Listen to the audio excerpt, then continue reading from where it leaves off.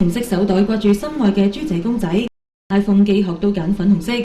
大學生年級學生阿 Race 簡思慧外表嬌滴滴，其實內心懷住改變香港社會嘅遠大理想。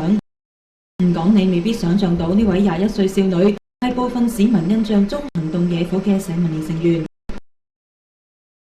我想睇下支持全民退休保障，簽個名支持下。係啊，其實咧嗰個計劃咧係希望咧幫助一啲即係所有嘅人士咧，佢退休之後咧，即係起碼有一個養老金啊咁樣咯。因為而家你都知道，即係強積金其實好多時候真係冇乜用咯。住喺北角7年，平日佢仲會做地區服務，幫街坊解決問題。大概都會係一啲維修上嘅問題咧，因為始終呢一區個樓齡比較高，同埋咧佢都會有一啲可能係建築上滲漏嘅問題啊。佢有好多長者喺呢一區，我自己本身係比較中意同長者接觸嘅，因為我覺得佢哋嘅閱歷係比較豐富嘅，同埋你會覺得佢哋係有一個好溫暖嘅心咯。小妮子眼前嘅新挑戰係參加11月嘅區議會選舉，硬撼喺北角錦屏選區植根多年嘅民建聯區議員蔡素玉。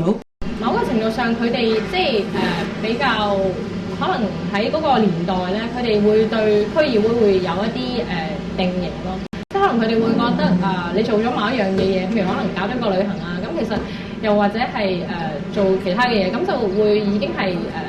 算係完成咗佢哋做一個區議員嘅責任。冇福建幫背景，啱啱開始學閩南話，要喺小福建突圍而出呢條路唔易行。不過政改通過，令新一屆民選區議員有機會晉身立法會。阿 Race 想俾街坊多一個選擇。始終我個年紀比較輕，咁同埋我都冇呢個包袱喺度，咁所以即係我覺得可以跳出嗰個框框。我亦都即係希望透過參選可以俾街坊知道，其實而家嘅區議會已經唔單純係以前嗰一種，即係可能係比較形式化嘅一個議會咯。鏡頭前每當有重大政策爭議，社民連嘅示威往往俾人激進感覺。因為我哋好明白呢個制度上嘅唔公義，咁所以我哋係希望透過一啲不合作嘅形式嘅示威啊，咁而去令到政府係會更加去尊重個民意嘅。咁但係奈何可能係一啲報道啊，或者係一啲手法上令到即係成件事可能俾人標籤咗。落到區，阿 Race 會多謝每位願意俾佢接觸嘅街坊。請你支持全民退休保障啊！